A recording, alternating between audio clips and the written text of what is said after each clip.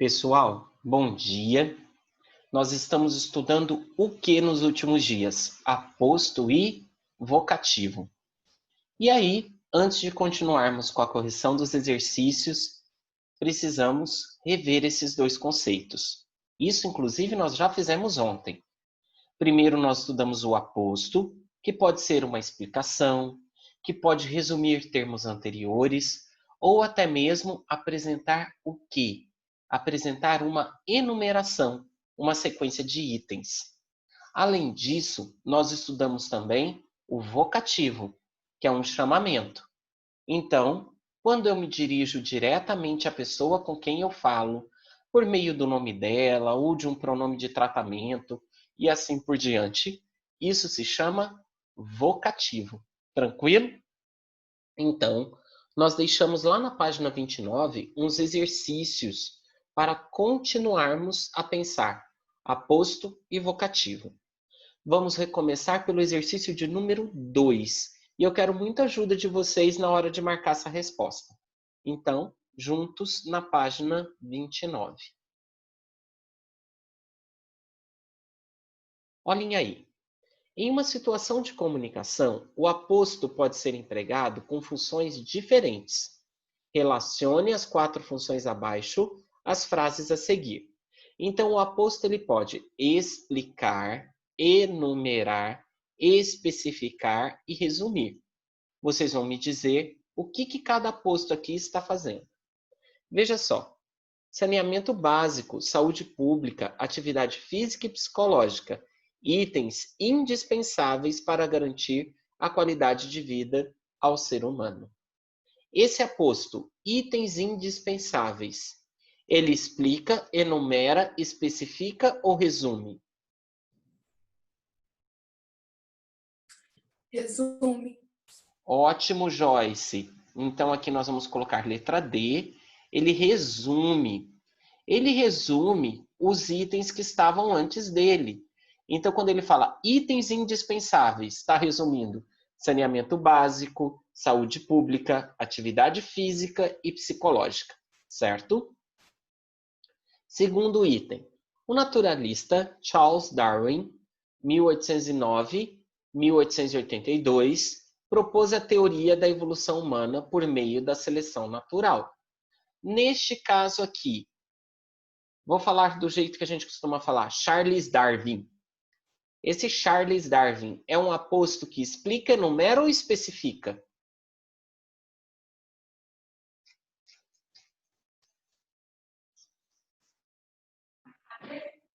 Especifica. Especifica. Qual naturalista? Está especificando o naturalista. Então, aqui nós temos a letra C.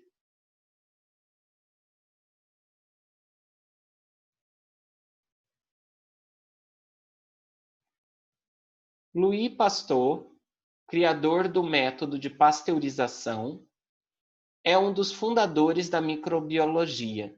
Esse criador do método de pasteurização explica ou enumera? Explica. Explica. Ótimo.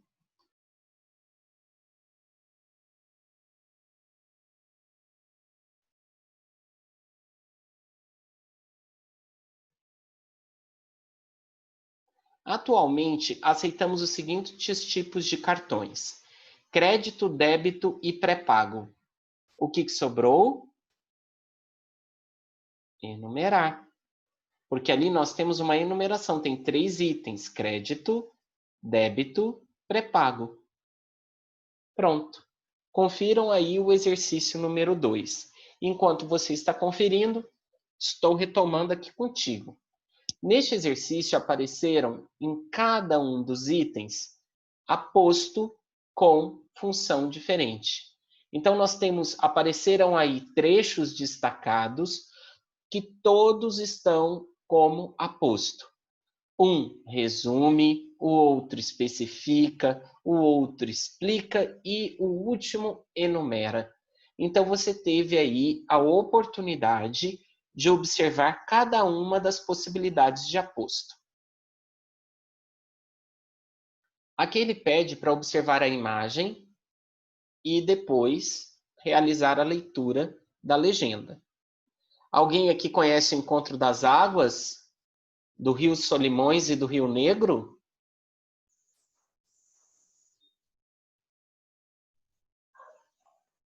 Sim. Sim? Eu não. Quem que já foi lá? Não, já fui, eu já conhecia. Já conhecia, Rafael? Eu já fui lá, tá? É muito interessante. Tem muitos anos que eu fui, muitos mesmo, mas é muito bacana você ver assim esse momento em que os dois rios se encontram. Cada um tem uma cor completamente diferente, aí como na foto que vocês estão vendo. E nesse ponto ainda não se misturaram para formar o rio Amazonas. É um fenômeno bacana. Vamos ler a legenda agora. O Encontro das Águas, grande espetáculo da natureza, acontece em Manaus e é proporcionado pelos rios Negro e Solimões. Então vamos lá. Letra A. Identifique na legenda as expressões com a função de aposto.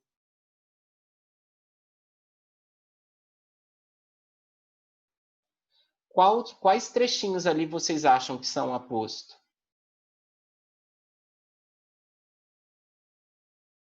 Tem um que é mais fácil de perceber.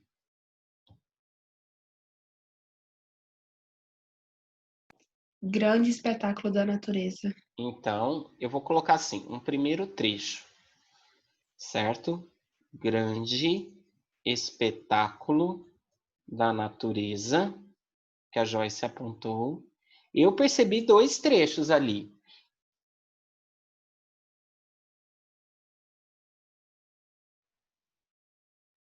Olha, o Encontro das Águas, grande espetáculo da natureza, acontece em Manaus e é proporcionado pelos rios Negro e Solimões.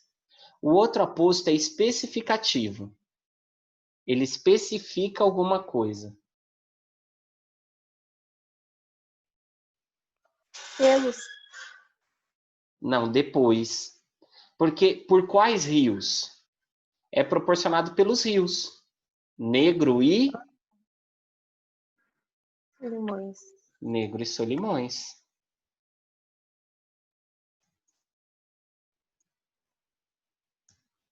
Então nós temos dois apostos aí. E agora nós vamos para a letra B. A quais termos da legenda essas expressões se referem?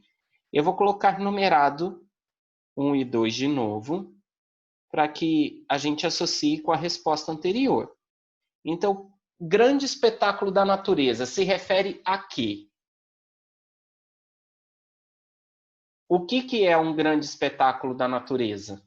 Encontro das Águas. Encontro das Águas. Então, o primeiro aposto se refere a o encontro das águas. E Negro e Solimões está especificando o quê?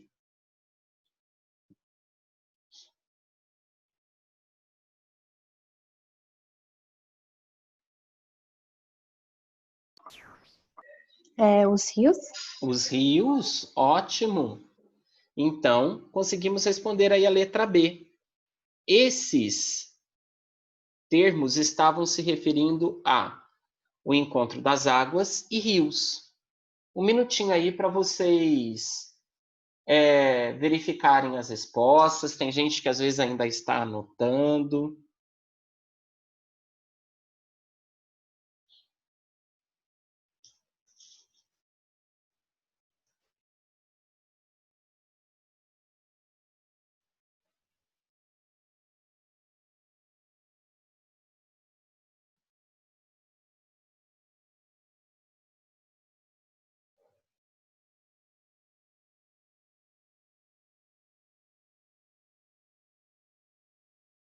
Posso seguir para a letra C?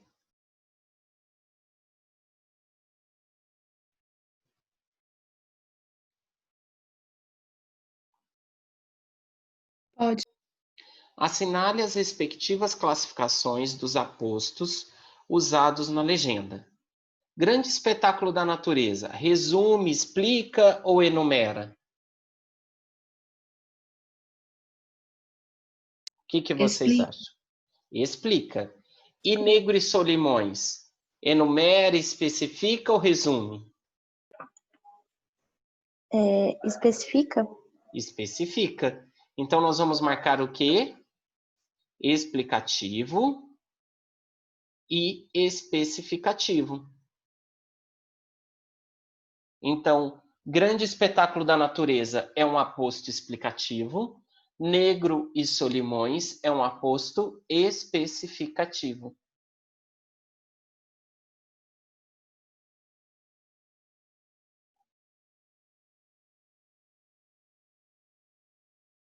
Leia o poema a seguir. Alguém lê esse poema?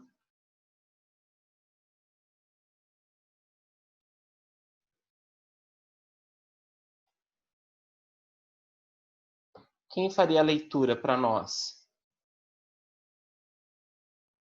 Eu leio. Por favor. Recado. Oi, pai, tudo bem? Tem recado para você. Titio mandou lhe dizer que é para ir não sei onde e fazer não sei o quê. Obrigado. Olhem aí. Oi, pai, tudo bem? Prestem atenção em especial nesse trecho. Esse poema cumpre a função de um recado? O que isso provoca no texto? Não, Suponhamos que você tivesse recebido esse recado aí. Cumpre a função do recado ou não? não, Por que não, Rafael? porque não explica. Porque não explica, né? Se eu ler esse recado, eu sei o que é para, onde é para eu ir, o que é para eu fazer. Não, Então, não cumpre, pois não apresenta as informações de maneira completa e satisfatória. Aquele que recebe o recado não sabe o que fazer e aonde ir.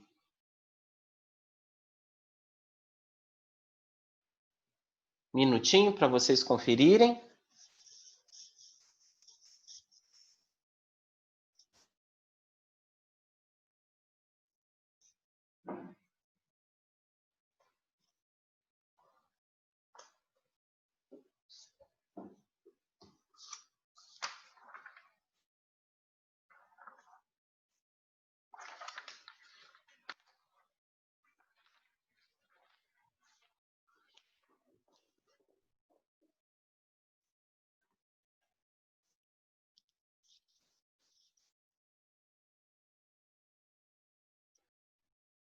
Feito.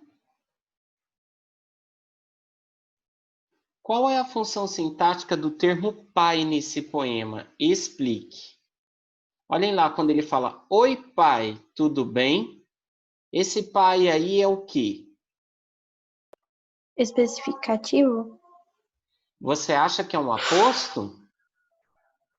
Ou eu estou me dirigindo à pessoa com quem eu falo? Pessoa. Então, quando eu me dirijo à pessoa, como é que chama esse termo? Que nós estudamos na página 28 e na página 27. Vocativo? Vocativo. Então, é um vocativo, pois por meio deste termo, o autor se dirige à pessoa com quem se comunica. Trata-se de um chamamento.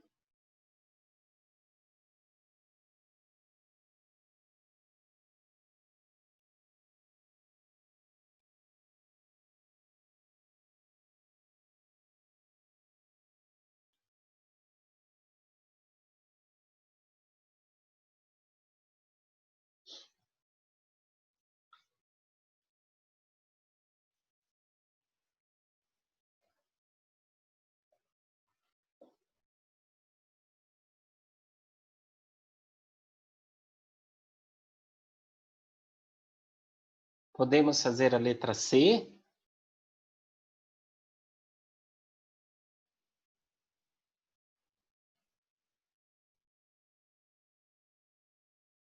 Esperando mais um pouquinho, então.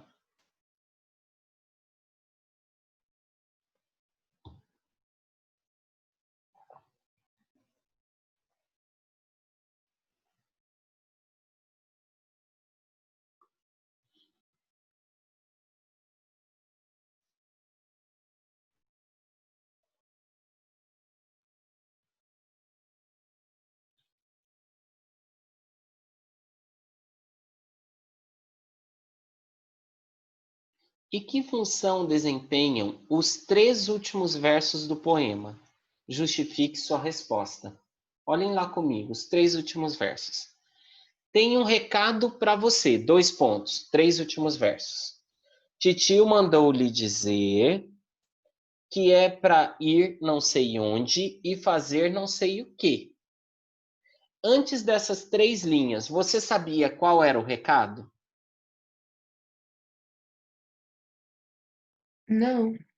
Então, o que veio ali depois dos 2 pontos, esses 3 últimos versos, está explicando o recado. Então, esses 3 últimos versos são o quê? Desempenham qual função? Aposto explicativo? Isso mesmo, Joyce. Os 3 últimos versos desempenham a função de aposto especificativo. Feito.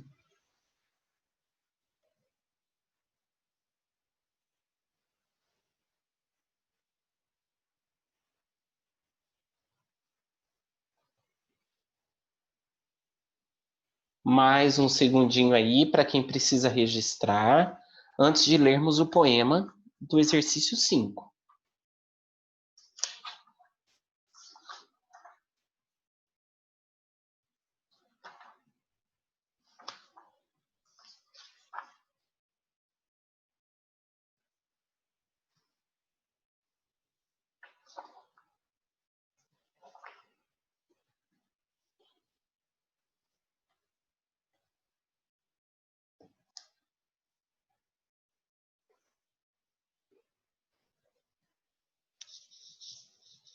Posso para o exercício de número 5.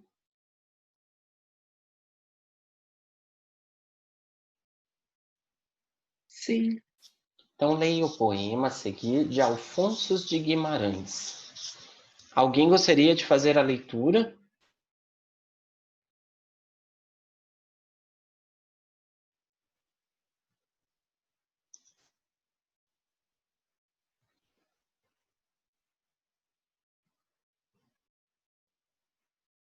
O cinamomo floresce em frente do teu postigo. Cada flor murcha que desce morre de sonhar contigo. E as folhas verdes que vejo, caídas por sobre o solo, chamadas pelo teu beijo, vão procurar o teu colo. Ai, senhora, se eu pudesse ser o cinamomo antigo, que em flores roxas floresce em frente do teu postigo. Verias talvez, ai, como são tristes em noite calma as flores do cinamomo, de que está cheia a minha alma. O poema é de Alfonso Guimarães, O Cinamomo Floresce, certo? E aí vocês podem ver de qual livro ele foi retirado, Poesia Fora da Estante, foi publicado em 2002. Alfonso Guimarães é um clássico da literatura de língua portuguesa no Brasil e não é de 2002, aí trata-se de uma coletânea. Tá? Esse texto é bem antigo, mas não vamos discutir isso agora. Por que o eu lírico gostaria de estar no lugar do cinamomo? Por que o eu lírico do poema gostaria de ser essa árvore, essa espécie de árvore? Alguém desconfia? Por causa da senhora? Por causa da senhora. Essa árvore ela fica onde, Joyce? Em que Em lugar? frente da senhora. Em frente à porta dessa senhora, né? E as flores dela caem sobre quem? Sobre Sobre o a colo. senhora. Isso. Então, por que o eu lírico gostaria de estar no lugar do cinamomo? Porque a árvore fica localizada em frente à porta da senhora. E, só um momento, e suas flores caem sobre ela. Um minutinho aí para vocês anotarem ou revisarem a resposta de vocês. Ó, deixei livre a tela só com a questão e a resposta.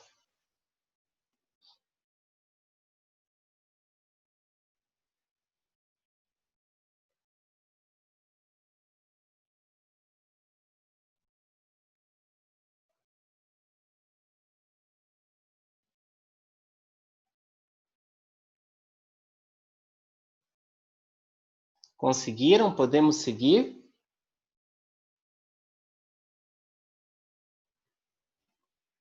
Sim. Sim? A interjeição ai aparece 2 vezes no poema. Com que sentido ela foi empregada? Vocês acham que essa interjeição está aparecendo lá no poema? Com qual sentido? Ai, senhora, se eu pudesse, depois lá, ó, várias vezes, talvez. Ai, como são tristes em noite calma. O que vocês acham que esse ai expressa, essa interjeição?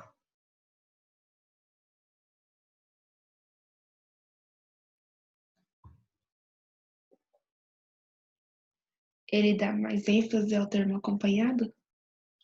Aqui não é uma questão de ênfase, aqui é uma questão do sentimento dele. Como ele não é essa árvore, ele não está na frente da porta dela, imaginemos que ele ame muito essa senhora. Ele é completamente apaixonado por ela. Então, ele não está lá. Ele não tem o privilégio que essa árvore tem. Vocês acham que ele sente o quê? Desespero? É tipo um desespero. Ele, ai, senhora, se eu pudesse, verias talvez, como são De tristes. tristeza? Então ele gostaria de estar com ela e não está. Então ele tem uma espécie de desespero, ele tem uma espécie de angústia, pois gostaria de estar junto a ela, certo? Então vamos colocar assim: expressa sentimento de desespero, angústia, pois gostaria de estar junto da senhora. Então ele a ama muito e não está junto dela. Então ele sofre com isso.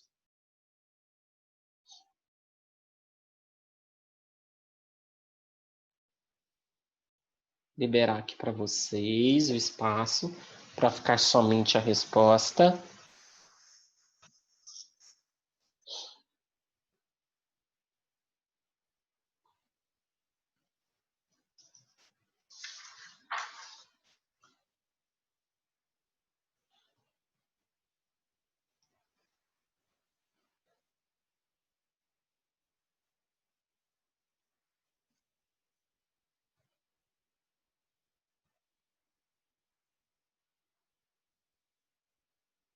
Registrada a letra B?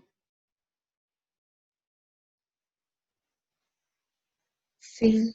Sim. Agora nós vamos fazer aí uma pequena pesquisa, certo?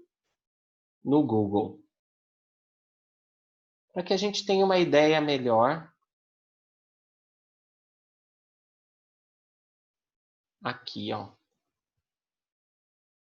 Que árvore é essa que ele descreve, né? Então vejam aí o cinamomo. Estão vendo?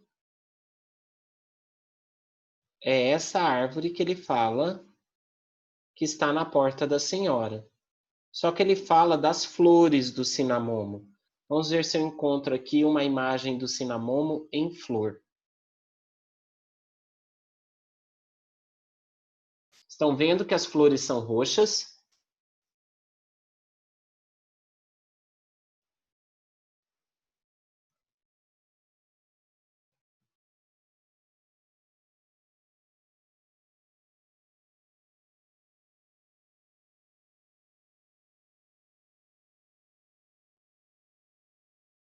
Então é dessa planta aí que ele está falando, certo? Que ele tem inveja, que ele gostaria de ser, porque está junto da porta da senhora. Agora voltemos. No poema há um vocativo. Identifique-o e explique a função com que ele foi empregado pelo eu lírico. Vou voltar aqui ao poema para vocês me ajudarem com isso. Onde eu tenho um vocativo aí?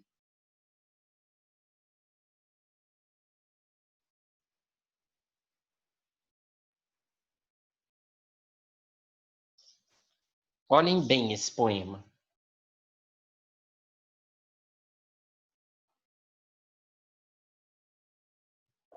Ai, senhora? Senhora. Então aqui, ó, nós temos o vocativo senhora, e aí eu vou fazer o seguinte. Primeira estrofe.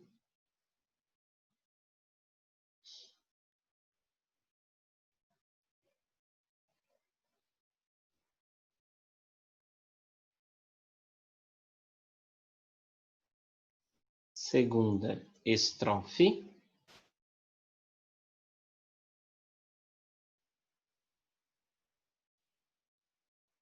Terceira estrofe.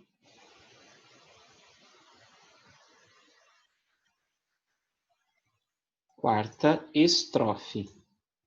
Então, a Maria Eduarda, acho que foi a Maria Eduarda aí que apontou um vocativo no início da primeira estrofe, senhora. Então, eu tenho o eu lírico ali usando este vocativo no início da terceira estrofe. Aí eu tenho uma pergunta. Para que ele utilizou esse vocativo? O que vocês imaginam aqui, ó? Nós temos aí esse verso, estou marcando de verde. Para que ele usou esse vocativo nesse verso?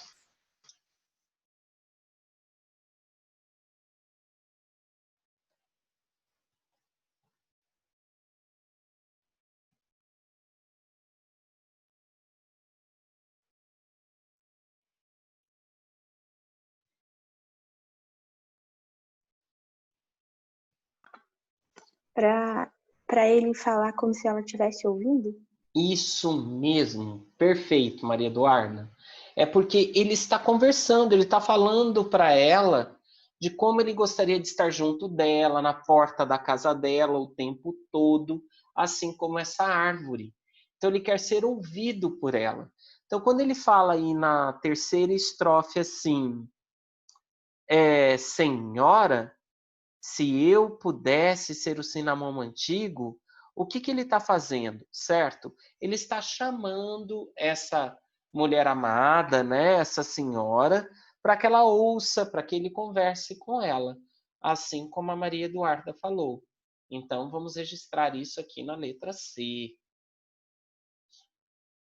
Opa!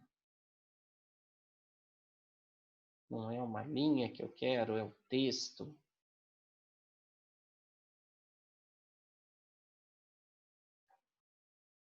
O eu lírico emprega o vocativo senhora para invocar sua amada. Deseja ser ouvido por ela e falar com ela. Tempinho aí para o registro dessa resposta.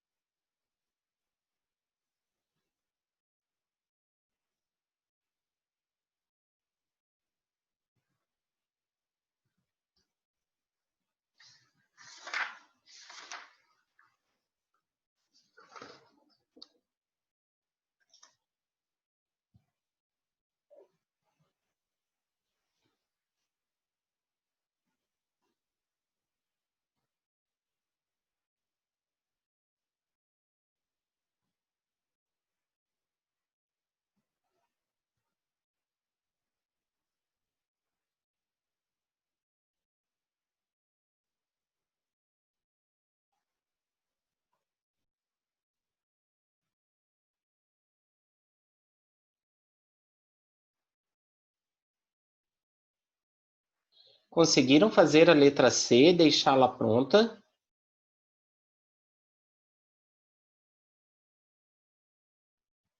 Tudo em ordem aí, Ana Júlia? Sim. É porque eu quero retornar algumas páginas, certo? Vocês não precisam retornar no livro de papel. Agora que nós terminamos esses exercícios, eu gostaria só de duas coisinhas aqui nas páginas anteriores. Então, me acompanhe.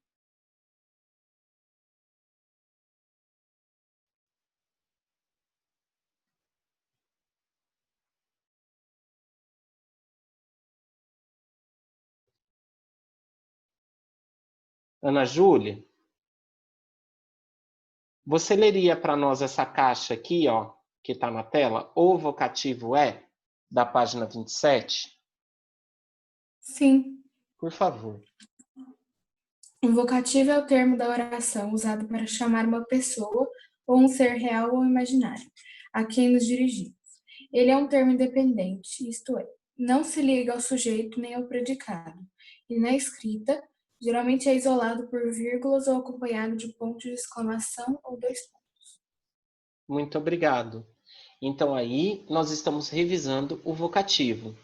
É o termo da oração usado para chamar uma pessoa ou um ser real ou imaginário a quem nos dirigimos. Até numa oração, quando fazemos uma oração e você fecha os olhos e fala assim, Senhor, esse Senhor é um vocativo.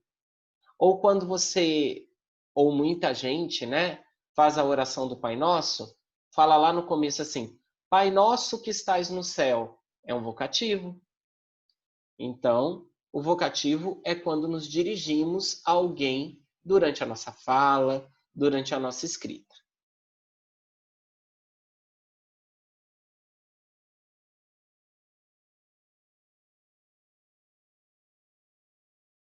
Só um momento. Acho que foi demais, foi demais. Aqui. Maria Clara, tudo bem por aí?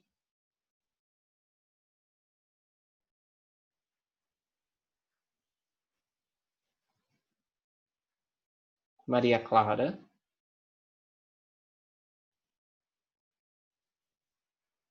Beatriz. Quem leria para mim essa explicação do aposto aí?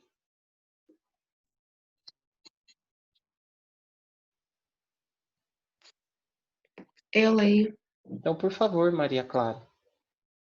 É a Joyce. É a Joyce, mas o microfone da Maria Clara destravou. Pode fazer a leitura, Joyce.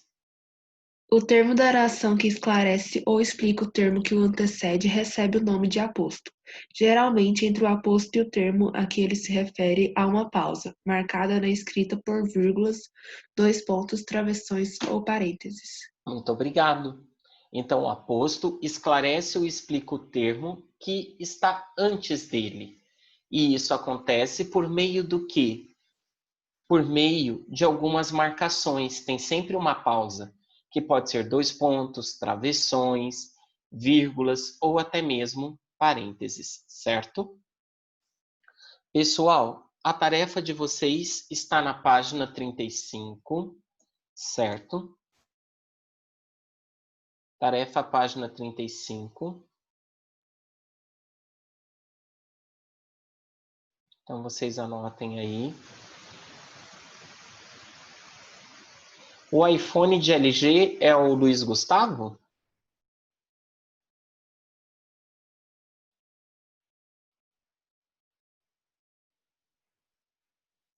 Ah, então tá bem. Seja bem-vindo.